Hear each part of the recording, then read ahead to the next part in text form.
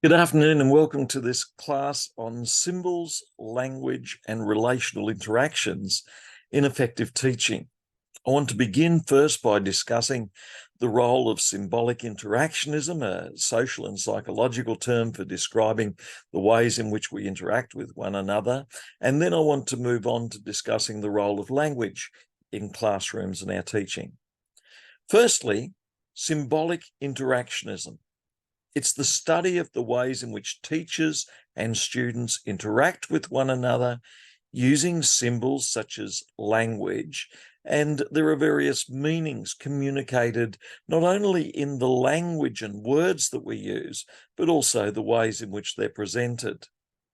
Symbolic interactionism is the name given to a sociological theory or psychological theory that focuses on the processes of creating and interpreting symbols.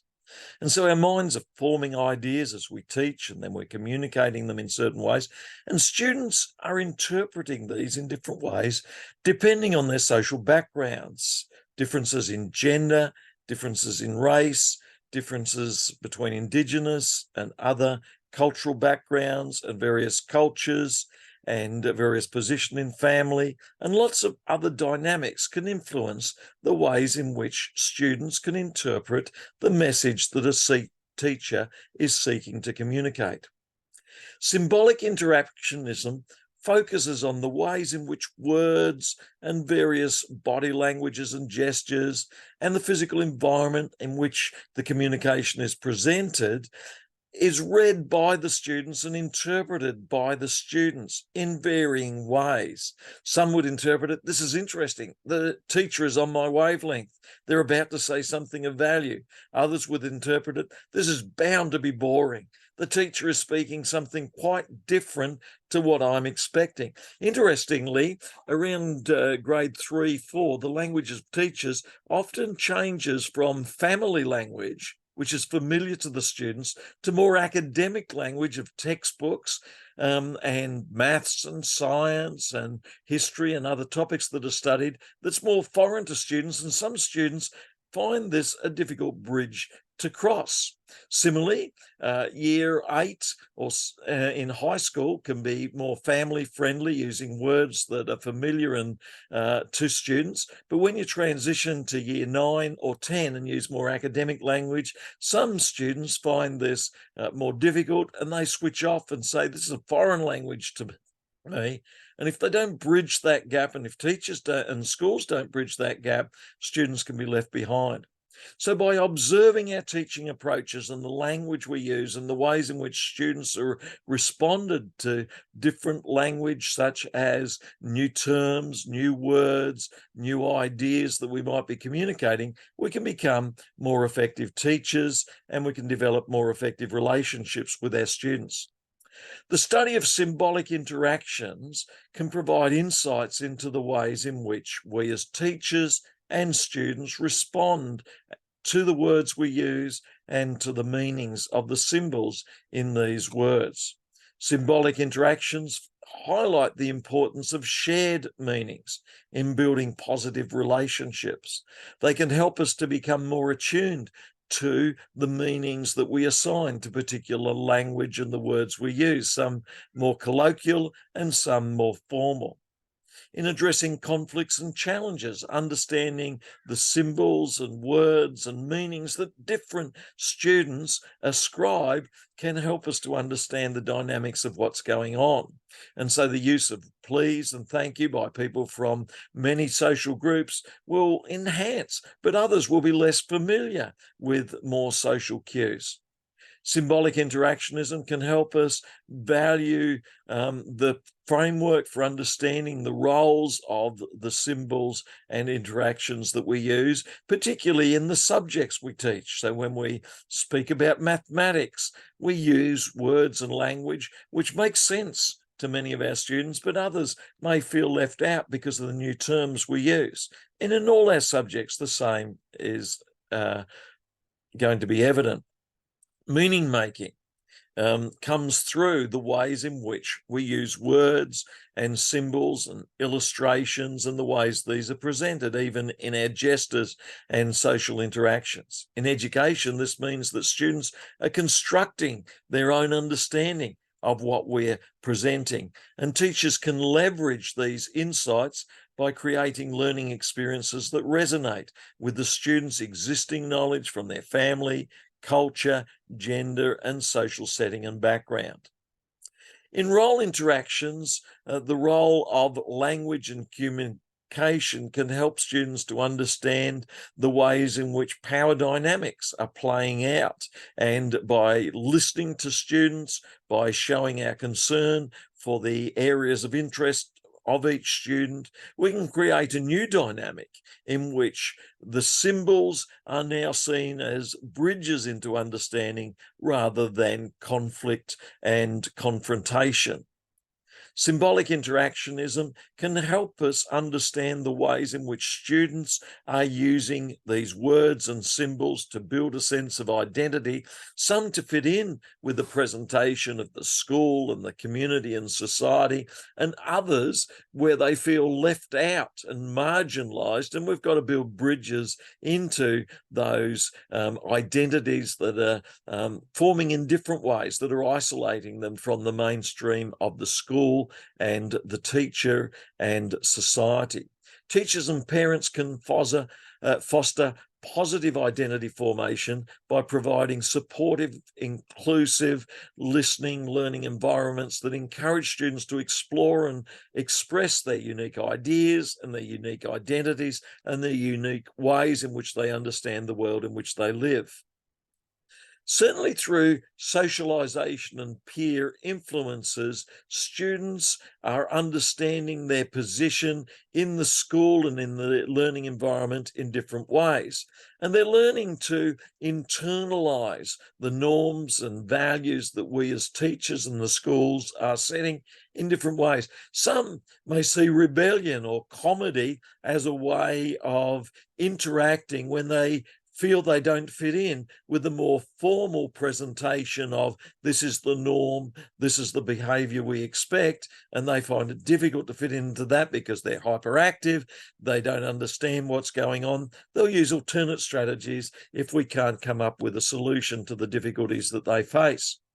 Symbolic interactionism helps educators to understand the role of the symbols and the language and the socialization processes and the peer influences that are going on in the learning process. And by understanding these, we can better understand the best ways to create a positive learning environment. Symbolic interactions can help us understand what's happening in teacher-student relations and between different cultural perspectives presented by the school and the teacher and the student when they come from different cultural backgrounds. It can help us understand what's going on in conflicts and how we can work towards cooperation and how we can work towards positive change in the student as they develop and grow and as they participate in the complex social changes that are taking place around us as societies continue to transition over time. By applying the insights of symbolic interactionism, we as educators and parents and students can develop a deeper understanding of the dynamic processes that take place, and we can develop more effective teaching.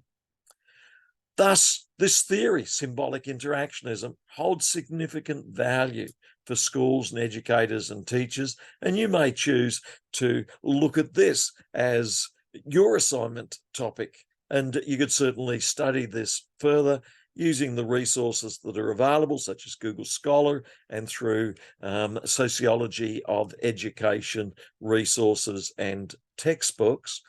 And you could, in drawing on this, think about the ways a better understanding of symbolic interactions and language that is used in particular subjects, such as the subjects that you're interested in or you're going to be teaching, and the year levels that you're going to be teaching can be helpful.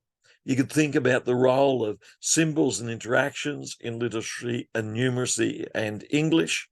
in mathematics. And in mathematics, we see that students at times will have a fear of mathematics that can arise from poor experiences, or teachers expecting students to respond too quickly in mathematical situations, and too narrow a definition of right or wrong, which squeezes out some students who are still working through ways to react. In science too, we can understand the meaning of symbols can mean quite different things to students who see the natural world around them in different ways. In social science and history, art and music, an understanding of the ways in which some students appreciate the terms and ideas that are being used and others feel lost can be very, very useful. So symbolic interactionism, it's a perspective that can help teachers and educators to understand the ways in which language is used through symbols to communicate what we value, the ways in which we are setting out to achieve certain goals, and the ways they will be pursued. An understanding and study of this can help you to be way more effective. As we focus on language and critical thinking as a Christian teacher, we could take time to read a Bible passage such as James 3, where it says, if anyone doesn't stumble in what they say, they're perfect. It's like putting the bit in the mouth of a horse when we control the words that we speak, or putting a rudder on a ship when we control the words we speak. Then we guide our lives by the words we speak. Or you could draw on other famous quotes on the use of good language. As a Christian, we could also pray that, dear God, as the author of language, the one who gives us communication and thinking skills, we come with grateful hearts and we thank you for this gift, and we pray that you would help us to better understand the ways in which we can use language and communication to be effective teachers and effective learners and students. As an exercise, I encourage you to take some time briefly to reflect on the ways in which your use of words and the use of words of others who've been teachers or in your family over time have had a negative effect on you or a positive effect on you. How have words and language at home and in the classroom related to your sense of self and identity, and to the narrative story that you tell about yourself, that you can achieve much and be triumphant, that what you do is valued, or to feel as though you're marginalized or squeezed out, and how you feel. Understanding these matters can be very useful for helping you as a teacher. Understanding differences in home and school narratives that are told can help us to understand the ways in which some students are facing negative narratives and stories about themselves and negative words about themselves that are posing a challenge to their education and limiting their opportunity for growth. Do you think that the words we speak as teachers are always beneficial to all students, or do they hinder some students, hold them back? What do you think of the uplifting, positive, life-expanding words and stories that we could use that could build them up? What are the positive stories and words that have inspired you? What are the stories teachers have told about famous figures through history or in society or in faith that have lifted you? And how has positive talk and positive self-talk helped you in the classroom? And there are various resources on the value of story and narrative in education.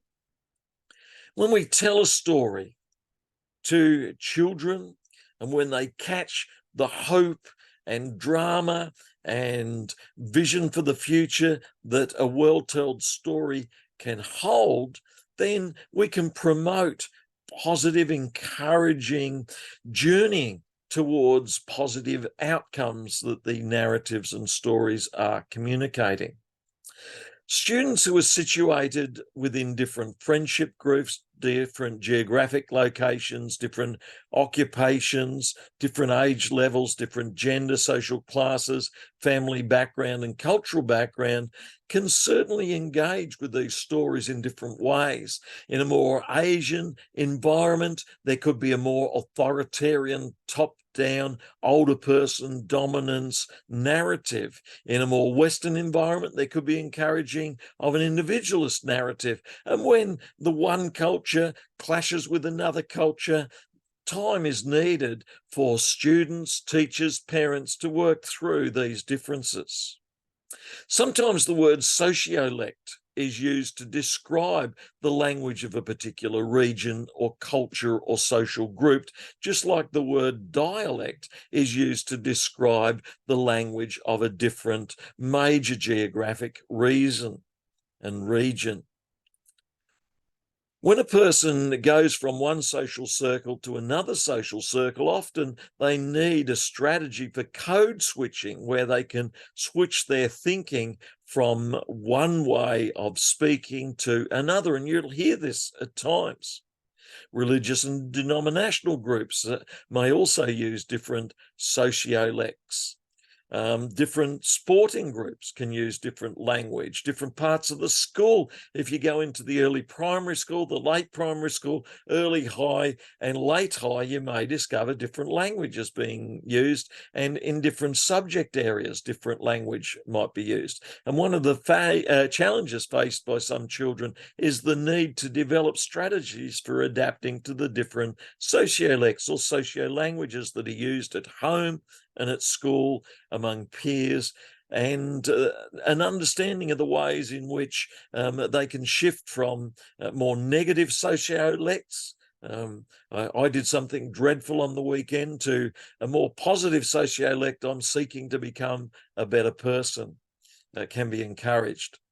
Certainly different cultures have different languages, but the differences between cultures and language and symbolic language go much further. And it's important for us to understand the ways in which different cultures are leading to different visions of the place of a student within society and in the classroom.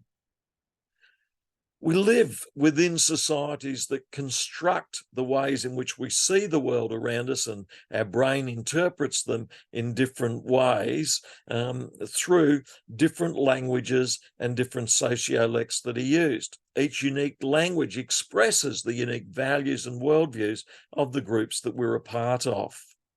Some students will feel encouraged to participate by the language that's used, and others will find that the language is different to the language that they're familiar with, and they'll feel put down or squeezed out because they come from a different social group or a different cultural group. And an awareness of these differences and the situated nature of language within classrooms can help us to encourage all students to flourish and do well despite the different backgrounds, or encouraged by our listening to, valuing and seeing the nature of each culture and social group as having great value. Again, we mention the fourth grade slump as children transition from family to a school-based academic language, or the year 8, 9, 10 slump. Because in kinder to year 3, classes use similar language to the home, but in grade 4 and 5, they move to a more academic language. And similarly, in year 8, it might be more home language, and year 9, 10, 11, 12, moving to more academic language, and then similarly at university to more academic language, which is harder to understand. You might want to reflect on whether your school has its own unique language, and public schools in the past often use different languages in different subjects and locations. And the rugby school in England decided to develop a unique sport and language to describe the way it would throw around a leather ball. And many people have now adopted that sport and follow the sport of rugby, developed by rugby school, by the headmaster Arnold, in order to develop religious practices and sporting practices that would promote the growth and development of the children who studied at Rugby or Harrow or Eton or other English schools. Other private schools that use the word bag or bags to assert their claim over an article, or one pub at Oxford calls itself the library. Big sign out the side of the pub saying the library. And that way all the students at Oxford who would like to can say to their parents or whoever, just going over to the library. Truthfully speaking, but meaning the pub that's called the library. Language has different meanings to different people. And in written texts in various professions and specialist jobs, language is used to shape the ways in which you understand what is going on in a legal firm or in a medical doctor's surgery or in a dental surgery. Different language indicates that you understand what's going on or you haven't very much understanding of what's going on. Lyra Brodsky asked the question, does language shape how we think, or does how we think shape our language? If you see a tree, you might use the word tree to describe what you see, but one who's a sawmiller, who's wanting to chop it down and use it for timber, is using the word in a different way to someone who values the tree as a home for birds and other animals.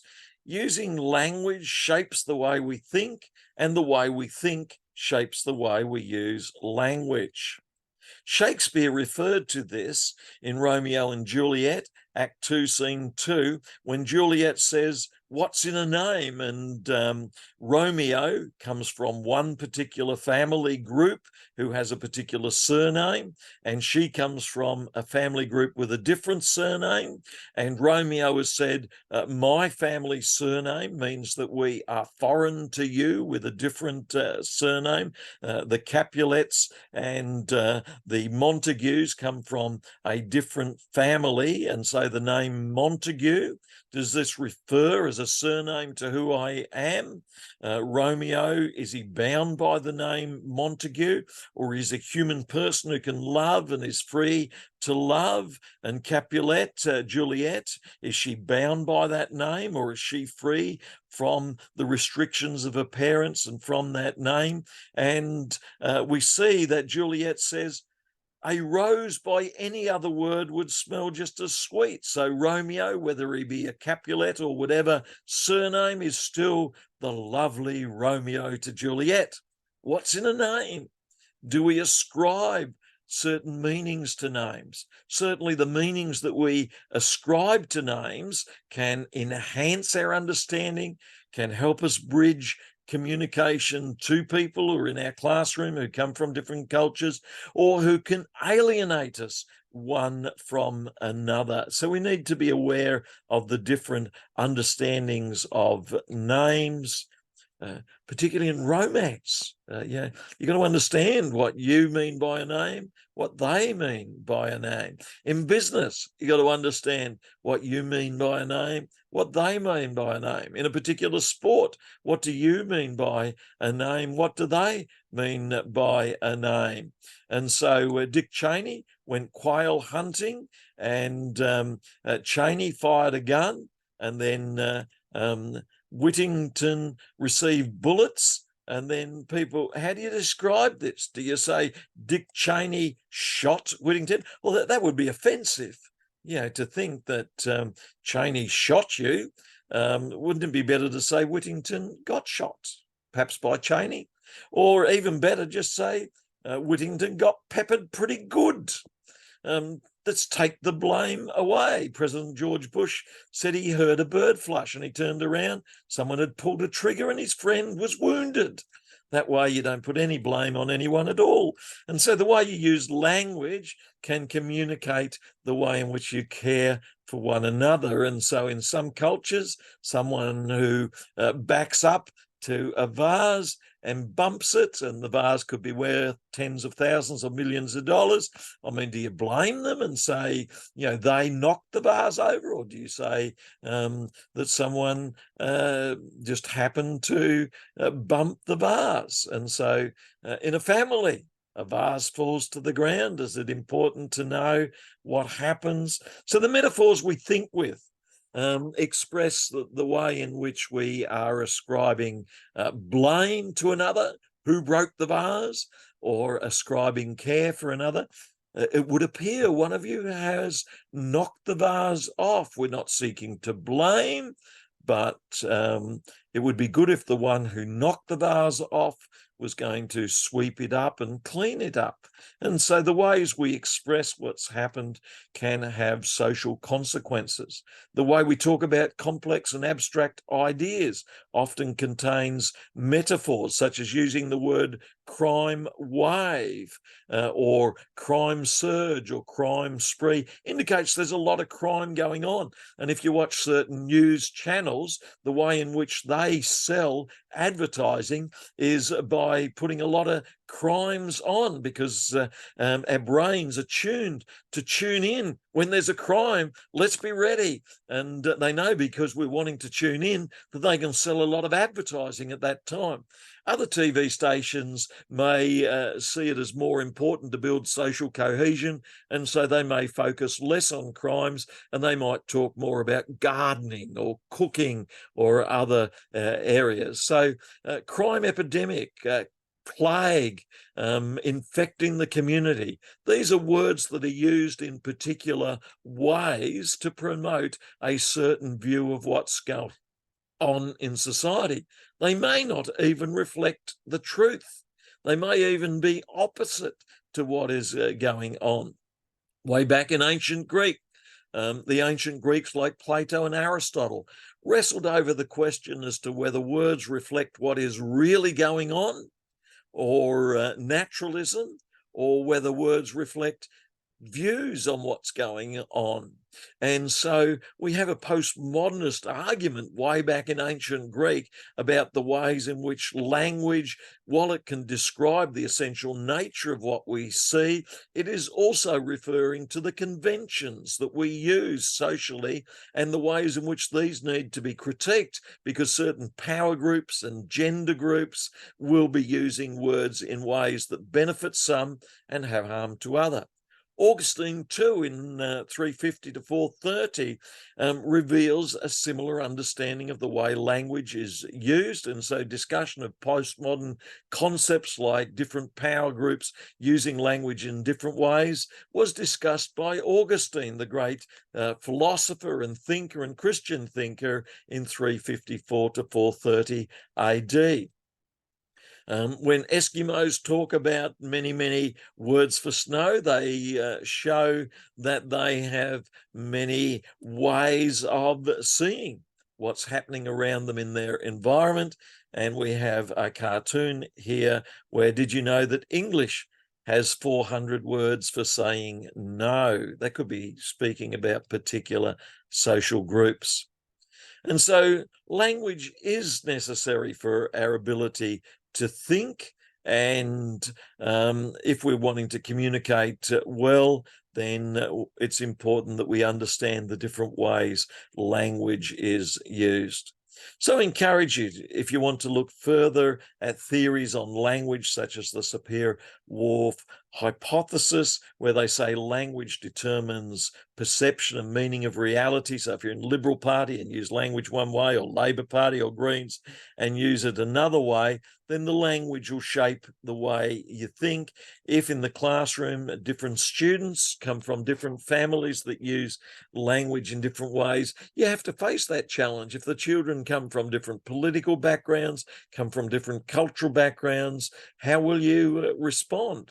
Benjamin Whorf, an anthropologist at Yale University, noted that Native American languages impose on their speakers a picture of reality that can be different to us. The way they see the natural world and the flow of time can be different. And so he developed this linguistic theory that different cultures are viewing the world in different ways. And this relates to our discussion in Worldview on the way in which different language by different social groups shapes different ways of viewing the world. Language is a guide to the way different groups see social reality and the ways they respond to it. Soviet psychologist Lev Vygotsky says that children learn to speak and communicate in particular ways, in particular families, in particular cultures, and these are going to be different to those who are growing up in a different family, in a different cultural group. And the teacher with 20 or 30 students has 20 or 30 different language backgrounds to deal with, and that's quite a challenge. Vygotsky was a groundbreaking theorist when he put forward these ideas back in the 1890s through to the 1930s. And Gottlob Frege, when he wrote that human thought depends on the ways we use language, and growth and development in every subject like maths or science or English depends on students understanding the ways language is used to communicate the ways in which we think. So every culture is going to be using language in different ways, and if we can better understand this, we can do well. So if you're interested in your assignment on this topic, you might want to explore these different ways in which language is used in different cultures, different socioeconomic groups, further using resources like Google Scholar and also the library books. I'd be cautious about resources like Wikipedia because you can't find the author, you can't find the references they've used. But if you went to Google Scholar and put in these areas that we're looking at, you'd be able to find the references, you'd be able to find the references that were used, you'd be able to find the name of the scholar, where he's located, where his thinking and ideas come from. When we look at theorists like Piaget and the emergent perspective and look at other theories, we can see in constructivism, in psychological constructivism or sociological constructivism, language is helping us construct a view of the world around us that can be very useful for us. So if you go to Stanford Encyclopedia and look up linguistics, you can see a whole discussion there on how language shapes the way we view the world in different socioeconomic groups. As we mature, we begin to use language in different ways, and that helps us to learn about the different areas that we're living in different ways. And so I encourage you, if you want to understand more about the ways in which language affects ways in which we learn and think, there's a lot to explore there. There's a lot that you can look at there, and it can be useful in understanding the ways different social groups, different students in your class are learning in different ways. Even in academic writing, whether it be you as a student teacher, or whether it be our students, it's the way in which we use words that's going to help us to be more effective and to communicate, whether it be through choosing right words, less ambiguous words, words that are carefully defined, words that will avoid too much emotional intensity unless it's needed. Your understanding of the ways in which language and words are used can be helpful for you as a teacher, as a student who's writing an assignment, or also as a teacher who's seeking to use words well and get your students to use words well, despite the differences in language that students face and the differences in language that you face as you are using language in different ways in different situations. So when it comes to symbols and language and symbolic interactionism, an understanding of the ways in which our minds and brains form meaning for words as we grow, from toddlers before we have our first words, through to the use of our first words, through to primary school where we start to develop the use of words in more sophisticated ways, through to high school where we develop even greater understanding of academic languages, the understanding of what's taking place and how it isolates some students, but it includes others and helps propel them to greater opportunities in society, can be invaluable for us as teachers. I encourage you to learn more about the ways in which symbols and language affect the ways in which we interact with one another, interact in the classroom, interact with opportunities to learn and the resources that we learn to either prosper us or limit us. I encourage you to look more at this, and if you would like to, that can be your assignment that you choose to work on. Sam Hay, Dr. Sam Hay, lecturer in education. I look forward to interacting with you more in future subjects that we look at. Thank you.